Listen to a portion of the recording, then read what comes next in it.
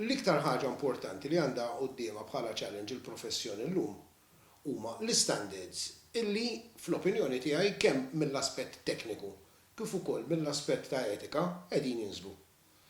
Hemm diversi raġunijiet għaliex din tista' tkun il-każ jew forsi għandna popolazzjoni ikbar ta' avukati u allura għandek numru ta' avukati li ibaxxu l-livell biex jippruvaw jieħdu x-xogħol, però wasal iż-żmien illi u naħseb illi fuq di hemm konsensus mhux biss fil-professjoni imma anke mal-awtoritajiet. Illi rridu nagħmlu xi ħaġa biex nibdew nerġgħu nkunu nassiguraw illi l-standards fil-professjoni nerġgħu nibdew nodduhom. Ovvjament iktar ħaġa kruċjali fiha di hija l-famuża Lawyers Act jew l-att biex jirregola il-professjoni. Forsi ħan antiċipa xi mistoqsija oħra tiegħek, però din hija kruċjali għaliex hija kruċjali għaliex toħloq framework regolatorju li fih għall-ewwel darba għaliex illum m'għandniex framework regolatorju ħlief biss issues ta' dixxilpina fuq normi etiċi, toħloq għall-ewwel darba framework regolatorju għall-professjoni. Issa.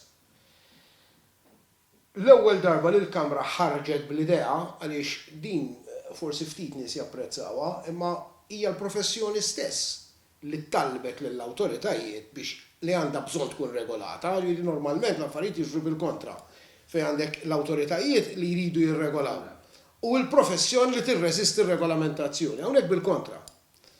Kien fit-2008, ġifieri qed nitkellmu dwar 12 il-sena daqshekk ilha din ngħidilha kruċjata tal-Lawyers Act. Dan l-aħħar forsi 10 ijiem ilu wara konsultazzjoni mal-Ministru tal-Ġustizzja għall-ewwel darba kellna abbozz ta' aħna l-abbozzi konna qed nippreparawhom aħna u ngħadduhom lill-Gvern. Il-feedback li kienet ikun vera high level fuq prinċipji. Għall-ewwel darba ġie lura feedback li huwa sostantiv. Illi allura naħsbu li għandna fuq xiex nistgħu naħdmu. X'in toppi ta' kien hemm biex dan daqshekk? Diversi affarijiet, ġifieri.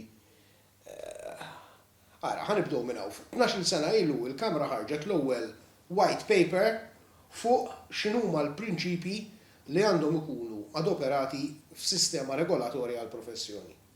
Min hemm imxejna biex nagħmlu l-ewwel abbozz. Fit-2012 kien hemm Bill number 123 li tpoġġiet għall-ewwel qari fuq il-mejda tal-Kamra, però waqfet hemm. Jekk wieħed iħares lejn fejn qiegħed l-abbozz illum dej dak li kien fit-2012, we have a much better draft. Jiġifieri kważi ngħidlek illi imnalla ma saritx dak iż-żmien għaliex naħseb illi bl-esperjenza, bil-konsiderazzjonijiet ulterjuri għandna abbozz li llum huwa ferm aħjar, ferm iktar avvanzat u ferm iktar jirrifletti l-eżiġenzi tal-lum. Kien hemm diversi issues, ara ħanibdew minn hawn mhux neċessarjament illi kull avukat hemm barra jieħu pjaċir li jiġi regolat b'mod iktar strett, jiġifieri meta bniedem għandu l-flessibilità fid-dinja isiba diffiċli li mbagħad jadopera ruħu ma' framework regolatorju u jkun hemm min qiegħed jagħmel lobbying kontra.